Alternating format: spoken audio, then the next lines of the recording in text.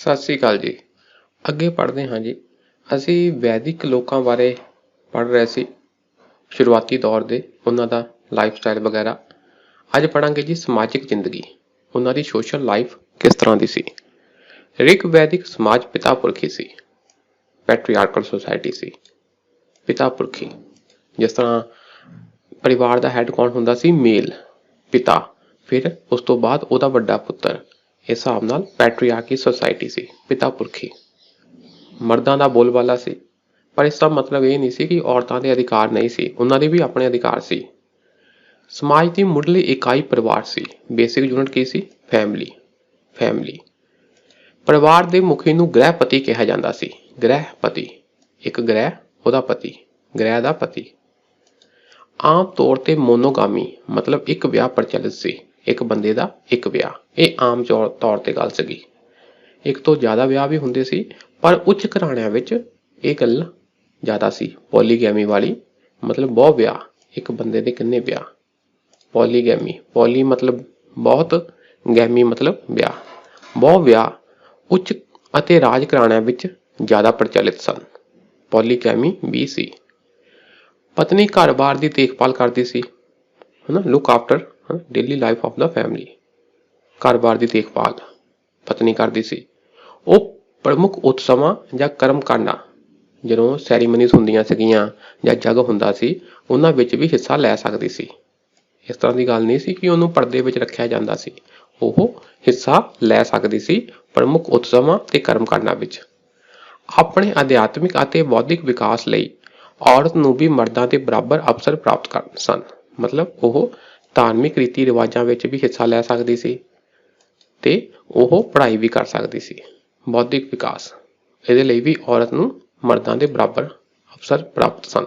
ਇਹ ਤੁਸੀਂ ਗੱਲ ਯਾਦ ਰੱਖਿਓ ਕਿ ਲੇਟਰ ਵੈਦਿਕ ਪੀਰੀਅਡ ਵਿੱਚ ਜਾ ਕੇ ਬਾਅਦ ਵਾਲੇ ਪੀਰੀਅਡ ਵਿੱਚ ਜਾ ਕੇ, ਉੱਤਰ ਵੈਦਿਕ ਕਾਲ ਵਿੱਚ ਜਾ ਕੇ ਜ਼ਿਆਦਾ ਗੜਬੜੀਆਂ ਹੋਈਆਂ। ਉਸ ਵੇਲੇ ਸਮਾਜ ਦੀ ਡਿਵੀਜ਼ਨ ਵੀ ਕਾਫੀ ਹੋ ਗਈ ਤੇ ਔਰਤਾਂ ਦੇ ਹੱਕ ਵੀ ਕਾਫੀ ਖੋਹ ਲਏ ਗਏ। ਉਹਨਾਂ ਨੂੰ ਕਾਫੀ ਕੰਡੀਸ਼ਨਾਂ ਲਾਤੀਆਂ ਉਹਨਾਂ ਤੇ, ਔਰਤਾਂ ਤੇ।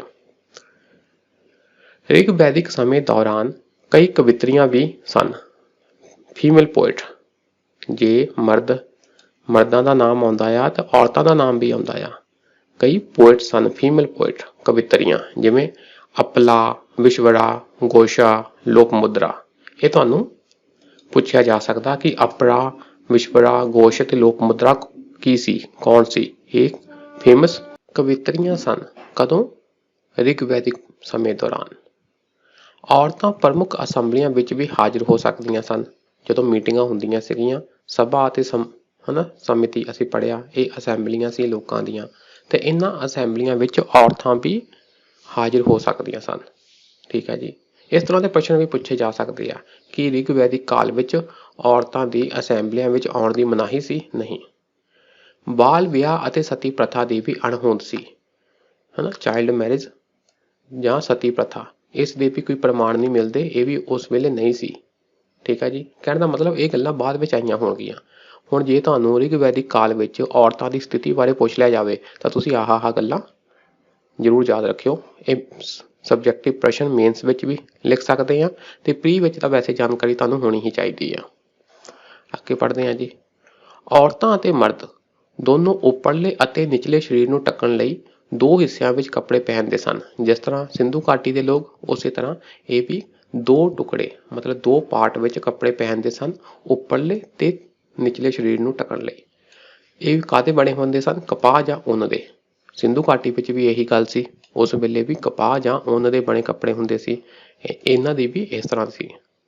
ਔਰਤਾਂ ਅਤੇ ਮਰਦਾਂ ਦੁਆਰਾ ਕਈ ਪ੍ਰਕਾਰ ਦੇ ਆਭੂਸ਼ਣ ਪਾਏ ਜਾਂਦੇ ਸਨ, ਔਰਨਾਮੈਂਟਸ ਵੀ ਪਾਉਂਦੇ ਸੀ। ਠੀਕ ਹੈ ਜੀ। ਦੋਨੋਂ, ਔਰਤ ਤੇ ਮਰਦ ਦੋਨੋਂ। ਖਾਣ ਵਾਲੇ ਪਦਾਰਥ ਦੇਖ ਲਈਏ। ਕਣਕ, ਅਨਾਜ ਹੋ ਗਿਆ ਜਿਹੜਾ, ਕਣਕ, ਜੌਂ, ਦੁੱਧ ਤੋਂ ਬਣੇ ਪਦਾਰਥ ਜਿਵੇਂ ਦਹੀਂ, ਘਿਓ, ਮੱਖਣ ਵਗੈਰਾ, ਇਹ ਸਾਰੇ, ਅਤੇ ਨਾਲ ਦੀ ਨਾਲ ਫਲ ਅਤੇ ਸਬਜ਼ੀਆਂ, ਇਹ ਸਭ ਖਾਣ ਦੇ ਪ੍ਰਮੁੱਖ ਪਦਾਰਥ ਸਨ। ਠੀਕ। ਮਾਸ ਵੀ ਖਾ ਲੈਂਦੇ ਸੀ, ਪਰ ਗਾਂ ਦਾ ਮਾਸ ਨਹੀਂ ਖਾਂਦੇ ਸੀ ਆਮ ਤੌਰ ਤੇ। ਗਾਂ ਨੂੰ ਪਵਿੱਤਰ ਮੰਨਿਆ ਜਾਂਦਾ ਸੀ, ਇਸ ਲਈ ਗਾਂ ਦਾ ਮਾਸ ਖਾਣਾ ਵਰਜਿਤ ਸੀ। ਗਾਂ ਦਾ ਮਾਸ ਖਾਣਾ ਵਰਜਿਤ ਸੀ, ਗਾਂ ਨੂੰ ਪਵਿੱਤਰ ਮੰਨਿਆ ਜਾਂਦਾ ਸੀ। ਇਹ ਵੀ ਤੁਸੀਂ ਦੇਖੋ ਨਾ ਕਿ ਉਸ ਸਮੇਂ ਵਿੱਚ ਪਸ਼ੂ ਜਿਹੜੇ ਹੁੰਦੇ ਸੀ ਨਾ, ਉਹ ਤੁਹਾਡੇ ਧਨ ਹੁੰਦਾ ਸੀ ਤੁਹਾਡਾ, ਤੇ ਗਾਂ ਦੀ ਵੈਸੇ ਪੂਜਾ ਹੁੰਦੀ ਸੀ। ਗਾਂ ਹਨਾ, ਇਹ ਸਭ ਕੀ ਆ, ਉਹਨਾਂ ਦਾ ਧਨ ਸੀ। ਉਹ ਪੈਸਟਰੋਲਿਸਟ ਸੀ, ਚਰਵਾਹੇ ਸੀ। ਦਿਲ ਪਰਚਾਵੇ ਦੇ ਪ੍ਰਮੁੱਖ ਸਾਧਨਾਂ ਵਿੱਚ ਰੱਥ ਦੌੜ, ਘੋੜ ਦੌੜ, ਪਾਸਾ ਸੁੱਟਣਾ, ਉਹ ਜਿੱਦਾਂ ਮਹਾਭਾਰਤ ਵਿੱਚ ਨਹੀਂ ਜੂਆ ਖੇਲਦੇ ਸੀਗੇ, ਉਹ ਆਪਣੇ ਕੌਰਵ ਪਾਂਡਵ, ਉਹਨੂੰ ਕਹਿੰਦੇ ਪਾਸਾ ਸੁੱਟਣਾ ਹਨਾ, ਪਾਸਾ ਫੇਕੋ। ਉਹੀ ਆ ਕਿ ਉਹ ਨੰਬਰ ਜੇ ਲਿਖੇ ਹੁੰਦੇ ਸੀਗੇ ਤਾਂ 3-4 ਇਕੱਠੇ ਸਿੱਟਦੇ ਸੀ ਗੀਟੀਆਂ ਜੀਆਂ, ਉਹਨੂੰ ਕਹਿੰਦੇ ਪਾਸਾ ਸੁੱਟਣਾ। ਬੇਸਿਕਲੀ ਪਾਸਾ ਸੁੱਟਣਾ ਕੀ ਆ, ਜੂਆ ਖੇਡਣਾ ਹੀ ਆ। ਜੂਆ ਵੀ ਖੇਡ ਸਕਦੇ ਆ, ਵੈਸੇ ਵੀ ਦਿਲ ਪਰਚਾਵਾ ਕਰ ਸਕਦੇ ਆ। ਤੇ ਸੰਗੀਤ ਤੇ ਨੱਚਣਾ ਹਨਾ, ਮਿਊਜ਼ਿਕ ਐਂਡ ਡਾਂਸ, ਇਹ ਸਾਰੇ ਕੀ ਆ, ਪ੍ਰਮੁੱਖ ਇਹਨਾਂ ਦੇ ਦਿਲ ਪਰਚਾਵੇ ਦੇ ਸਾਧਨ ਸਨ। ਉੱਤਰ ਵੈਦਿਕ ਕਾਲ ਦੇ ਮੁਕਾਬਲੇ ਸਮਾਜਿਕ ਵਿਭਾਜਨ ਬਹੁਤ ਸਖਤ ਨਹੀਂ ਸੀ। ਬਾਅਦ ਵਾਲਾ ਜਿਹੜਾ ਸਮੇਂ ਆਇਆ ਨਾ, ਲੇਟਰ ਵੈਦਿਕ ਪੀਰੀਅਡ, ਉਸ ਵਿੱਚ ਸਮਾਜ ਦੀ ਡਿਵੀਜ਼ਨ ਜ਼ਿਆਦਾ ਸੀ, ਸਮਾਜ ਦਾ ਵਿਭਾਜਨ ਜ਼ਿਆਦਾ ਸੀ। ਪਰ ਵੈਦਿਕ ਕਾਲ ਵਿੱਚ, ਇਸ ਕਾਲ ਵਿੱਚ ਕੋਈ ਇੰਨਾ ਸਮਾਜਿਕ ਵਿਭਾਜਨ ਨਹੀਂ ਸੀ, ਕੋਈ ਸਖਤ ਨਹੀਂ ਸੀ ਵਿਭਾਜਨ। ਅੱਗੇ ਪੜ੍ਹ ਲੈਂਦੇ ਹਾਂ ਜੀ ਇਹਨਾਂ ਦੀ ਆਰਥਿਕ ਸਥਿਤੀ। ਕੀ ਇਹ ਇਹਨਾਂ ਦਾ ਵਪਾਰ ਵਗੈਰਾ ਹੁੰਦਾ ਸੀ, ਧੰਦੇ ਕੀ ਸੀ, ਕਮਾਈ ਕਿੱਥੋਂ ਹੁੰਦੀ ਸੀ। ਰਿਗ ਵੈਦਿਕ ਕਾਲ ਦੇ ਆਰੀਅਨ ਮੁੱਖ ਰੂਪ ਵਿੱਚ ਚਰਵਾਹੇ ਸਨ। ਮੇਨ ਧੰਦਾ ਕੀ ਆ, ਪਸ਼ੂਆਂ ਨੂੰ ਚਰਾਉਣਾ, ਚਰਵਾਹੇ, ਅਤੇ ਪਸ਼ੂਆਂ ਨੂੰ ਚਾਰਨਾ ਉਹਨਾਂ ਦਾ ਪ੍ਰਮੁੱਖ ਕਿੱਤਾ ਸੀ। ਠੀਕ ਹੈ ਜੀ, ਇਹ ਹੋ ਗਿਆ ਮੇਨ ਕਿੱਤਾ। ਕਿਸੇ ਦੀ ਸੰਪत्ति ਦਾ ਅੰਦਾਜ਼ਾ ਉਸ ਦੇ ਪਸ਼ੂਆਂ ਦੀ ਸੰਖਿਆ ਤੋਂ ਲੱਗਦਾ ਸੀ। ਜਿਹਦੇ ਕੋਲ ਜ਼ਿਆਦਾ ਪਸ਼ੂ ਉਹ ਜ਼ਿਆਦਾ ਅਮੀਰ। ਇੱਥੇ ਯਾਦ ਰੱਖਿਓ, ਉਸ ਵੇਲੇ ਜ਼ਮੀਨ ਕਾਫੀ ਸੀ, ਜ਼ਮੀਨ ਬਦਲੇ ਇੰਨੇ ਝਗੜੇ ਨਹੀਂ ਸੀ ਹੁੰਦੇ। ਮੇਨ ਝਗੜੇ ਹੁੰਦੇ ਸੀ ਇੱਕ ਦੂਸਰੇ ਦੇ ਪਸ਼ੂ ਨੂੰ ਲੈ ਕੇ। ਪਸ਼ੂ ਮੇਨ ਸੰਪत्ति ਸੀ। ਠੀਕ ਹੈ ਜੀ। ਲੋਹੇ ਦੀ ਜਾਣਕਾਰੀ ਹੋਣ ਦੇ ਕਾਰਨ ਇਹਨਾਂ ਨੇ ਲੋਹੇ ਦਾ ਪ੍ਰਯੋਗ ਕਰਕੇ ਹੋਰ ਜ਼ਮੀਨ ਖੇਤੀ ਦੇ ਅੰਤਰਗਤ ਲੈ ਆਂਦੀ ਸੀ। ਠੀਕ ਹੈ ਨਾ, ਲੋਹੇ ਦਾ ਯੂਜ਼ ਕੀਤਾ ਇਹਨਾਂ ਨੇ, ਔਜ਼ਾਰ ਬਣਾਏ ਤੇ ਜੰਗਲ ਵਗੈਰਾ ਹੋਰ ਉਹਦੇ ਪੇੜ ਪੌਦੇ ਵਗੈਰਾ ਕੱਟ ਕੇ ਜ਼ਮੀਨ ਕਲੀਅਰ ਕਰਕੇ ਉੱਥੇ ਹੁਣ ਖੇਤੀ ਕਰਨ ਲੱਗ ਗਏ। ਇਸ ਵੇਲੇ ਲੋਹੇ ਦੀ ਜਾਣਕਾਰੀ ਹੋ ਗਈ ਸੀ। ਸਿੰਧੂ ਘਾਟੀ ਦੇ ਲੋਕਾਂ ਸਮੇਂ ਲੋਹੇ ਦੀ ਜਾਣਕਾਰੀ ਨਹੀਂ ਸੀ, ਹੁਣ ਲੋਹਾ ਆ ਗਿਆ। ਠੀਕ ਹੈ ਜੀ, ਇਹਦੇ ਔਜ਼ਾਰ ਬਣਾਏ ਤੇ ਜੰਗਲਾਂ ਨੂੰ ਸਾਫ਼ ਕਰਕੇ ਖੇਤੀ ਕੀਤੀ ਜਾਣ ਲੱਗੀ। ਖੇਤੀ ਲਈ ਵੀ ਸੰਦ ਬਣਾ ਲਏ ਇਹਨਾਂ ਨੇ। ਹੱਲ ਹੁੱਲ ਜਿਹੜੇ ਸੀਗੇ ਪਹਿਲਾਂ ਲੱਕੜ ਦੇ ਬਣਦੇ ਸੀ, ਹੁਣ ਲੋਹੇ ਦੇ ਬਣਨ ਲੱਗ ਗਏ ਤੇ ਖੇਤੀ ਵੀ ਪ੍ਰਫੁੱਲਿਤ ਹੋਈ। ਇਹ ਤਰਖਾਣੀ ਦਾ ਕੰਮ ਵੀ ਚੰਗੀ ਤਰ੍ਹਾਂ ਜਾਣਦੇ ਸਨ।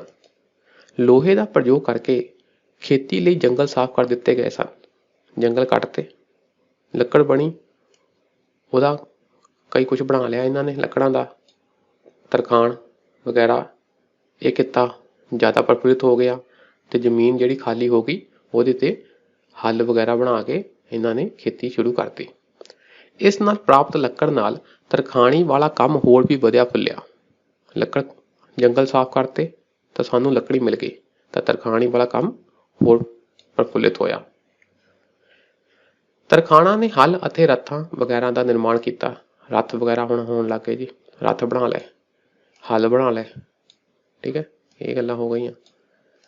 ਧਾਤੂਆਂ, ਹੁਣ ਧਾਤੂ ਦਾ ਪ੍ਰਯੋਗ ਵੀ ਹੋਇਆ ਵਧੀਆ ਢੰਗ ਨਾਲ, ਜਿਵੇਂ ਕਿ ਤਾਂਬਾ, ਕਾਪਰ, ਕਾਂਸਾ, ਬ੍ਰੌਂਜ ਅਤੇ ਲੋਹੇ ਵਗੈਰਾ ਤੋਂ ਵੀ ਕਈ ਕੁਝ ਬਣਾਇਆ ਜਾਂਦਾ ਸੀ।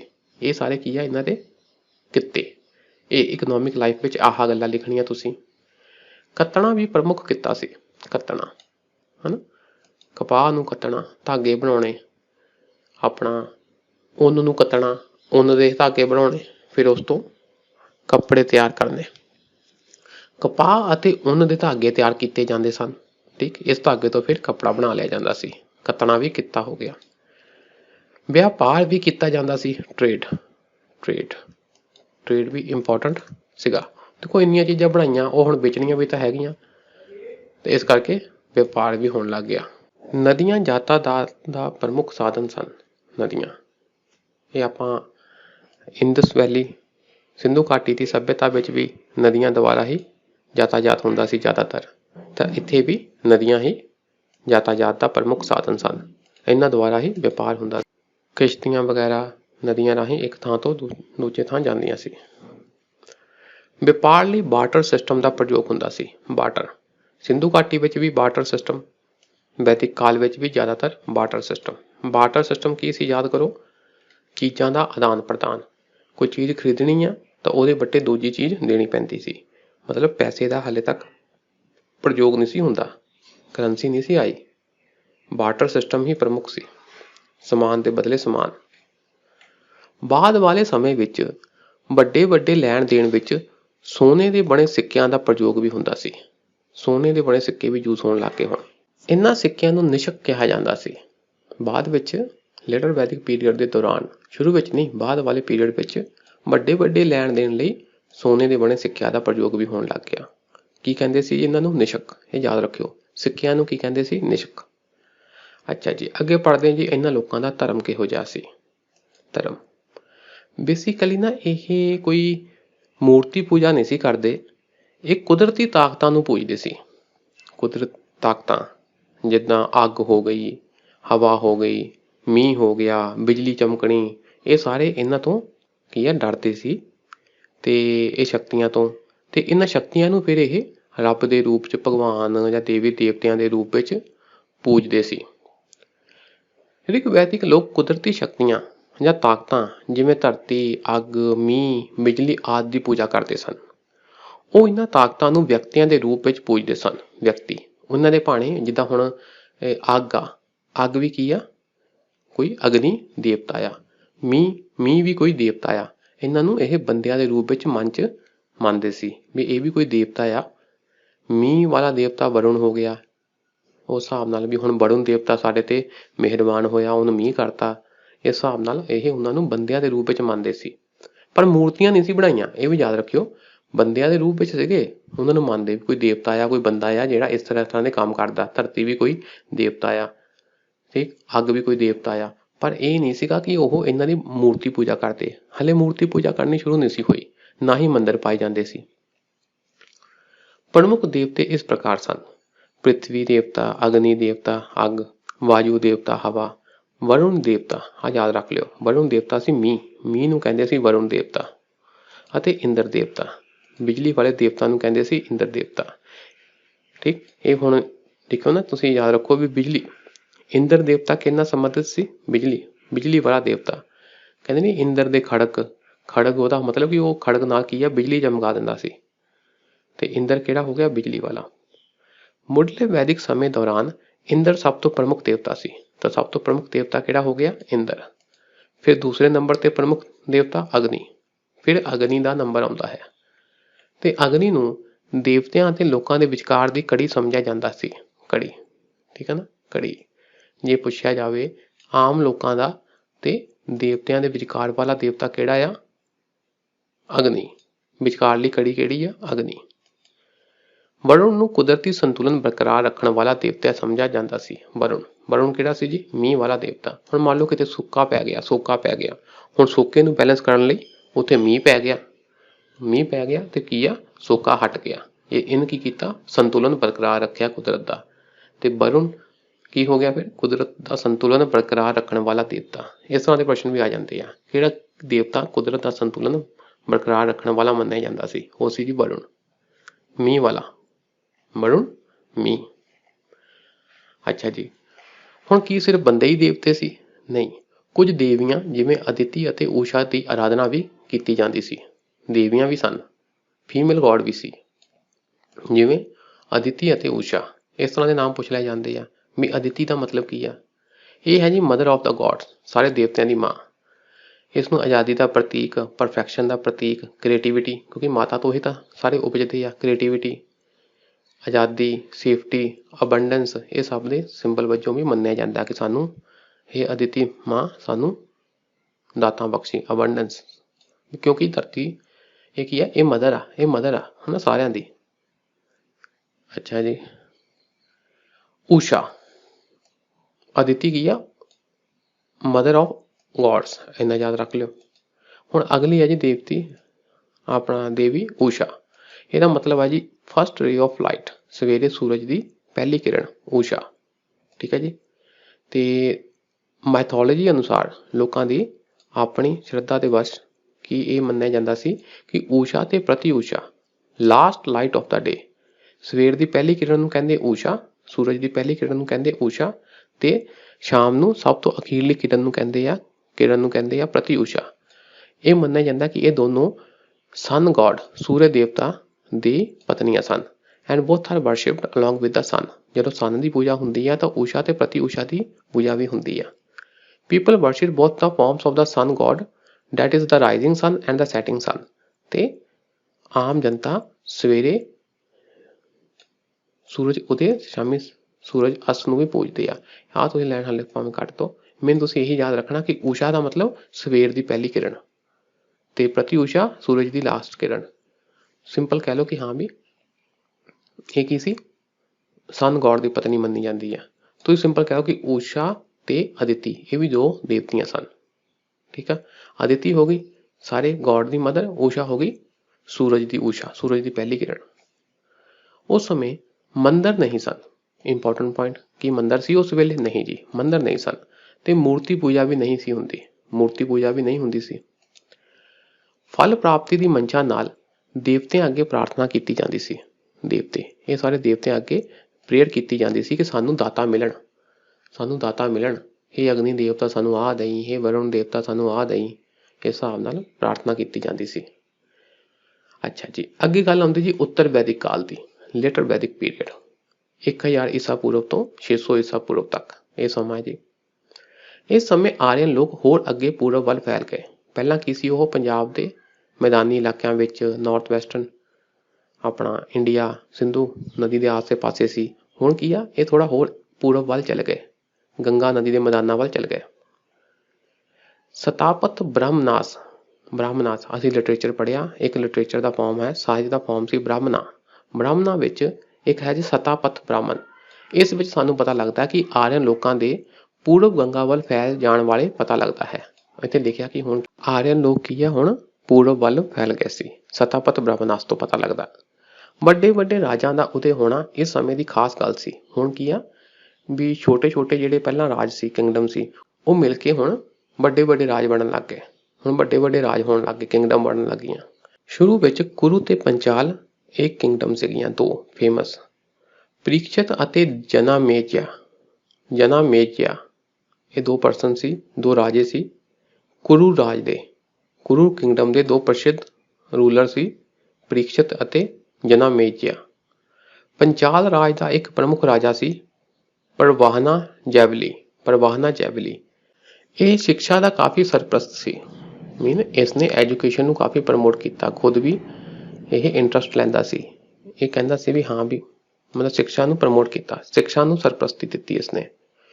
ਕੁਰੂ ਅਤੇ ਪੰਚਾਲ ਤੋਂ ਬਾਅਦ ਹੁਣ ਇਹ ਦੋ ਕਿੰਗਡਮ ਫਿਰ ਬਾਅਦ ਵਿੱਚ ਡਿਕਲਾਈਨ ਕਰ ਗਈਆਂ, ਤਾਂ ਇਸ ਤੋਂ ਬਾਅਦ ਹੋਰ ਕਿੰਗਡਮਸ ਦਾ ਉਦੈ ਹੋਇਆ, ਹੋਰ ਰਾਜਾਂ ਦਾ ਉਦੈ ਹੋਇਆ, ਜਿਵੇਂ ਕੌਸਲਾ, ਕਾਸੀ ਤੇ ਵਿਦੇਹਾ।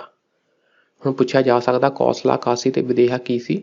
ਇਹ ਆਰੀਅਨ ਲੋਕਾਂ ਦੇ ਜਿਹੜਾ ਵੈਦਿਕ ਕਾਲ ਸੀ ਉਸ ਦੌਰਾਨ ਕੀ ਆ, ਲੇਟਰ ਵੈਦਿਕ ਕਾਲ ਦੌਰਾਨ, ਉੱਤਰ ਵੈਦਿਕ ਕਾਲ ਦੌਰਾਨ ਪ੍ਰਸਿੱਧ ਕਿੰਗਡਮ ਸੀ, ਪ੍ਰਸਿੱਧ ਰਾਜ ਸੀ। ਮਗਧ, ਅੰਗ ਅਤੇ ਵੰਗ ਇਹ ਪੂਰਬ ਵਾਲੇ ਪਾਸੇ ਦੇ ਪ੍ਰਮੁੱਖ ਰਾਜ ਸਨ। ਥੋੜਾ ਹੋਰ ਪੂਰਬ ਵੱਲ ਚੱਲੀਏ ਤਾਂ ਉੱਥੇ ਮਗਧ, ਅੰਗ ਤੇ ਵੰਗ ਇਹ ਪ੍ਰਮੁੱਖ ਕਿੰਗਡਮ ਸਨ, ਕਿੰਗਡਮ ਸੀ। ਇਸ ਸਮੇਂ ਦੀਆਂ ਲਿਖਤਾਂ ਵਿੱਚ ਭਾਰਤ ਦੇ 3 ਭਾਗਾਂ ਦਾ ਜ਼ਿਕਰ ਮਿਲਦਾ ਹੈ, ਜੋ ਕਿ ਇਸ ਤਰ੍ਹਾਂ ਹਨ। ਜੇ ਰਾਈਟਿੰਗਸ ਪੜ੍ਹੀਏ ਉਸ ਸਮੇਂ ਦੀਆਂ ਤਾਂ ਹੁਣ ਕੀ ਆ ਪਤਾ ਚੱਲਦਾ ਹੈ ਸਾਨੂੰ ਕਿ ਉਸ ਸਮੇਂ ਇਹ ਹਿੱਸਾ, ਇਹਨੂੰ ਅਸੀਂ ਭਾਰਤ ਦੇ ਮਤਲਬ ਭਾਰਤ ਦੇ 3 ਹਿੱਸਿਆਂ ਬਾਰੇ ਉਹਨਾਂ ਨੇ ਗੱਲਾਂ ਕੀਤੀਆਂ। ਕਿਹੜਾ ਕਿਹੜਾ ਸੀ 3 ਹਿੱਸੇ? ਆਰਿਆਵਰਤ, ਉੱਤਰ ਭਾਰਤ ਨੂੰ ਆਰਿਆਵਰਤ ਕਹਿੰਦੇ ਸੀ, ਮੱਧ ਭਾਰਤ ਨੂੰ ਮੱਧਿਆ ਦੇਸ਼ ਕਹਿੰਦੇ ਸੀ, ਅਤੇ ਦਕਸ਼ਿਣ ਪੱਥ, ਦੱਖਣ ਭਾਰਤ ਨੂੰ ਦਕਸ਼ਿਣ ਪੱਥ ਕਿਹਾ ਜਾਂਦਾ ਸੀ। ਆਰਿਆਵਰਤ ਉੱਤਰ ਭਾਰਤ ਨੂੰ ਕਿਹਾ ਜਾਂਦਾ ਸੀ, ਮੱਧ ਭਾਰਤ ਨੂੰ ਮੱਧਿਆ ਦੇਸ਼ ਅਤੇ ਦੱਖਣ ਭਾਰਤ ਨੂੰ ਦਕਸ਼ਿਣ ਪੱਥ ਕਿਹਾ ਜਾਂਦਾ ਸੀ। ਅੱਜ ਲਈ ਇੰਨਾ ਹੀ ਰੱਖਦੇ ਹਾਂ ਜੀ, ਬਾਕੀ ਨੈਕਸਟ ਕਲਾਸ ਵਿੱਚ ਕਰਦੇ ਹਾਂ। ਸ਼ੁਕਰੀਆ, ਸਤਿ ਸ਼੍ਰੀ ਅਕਾਲ।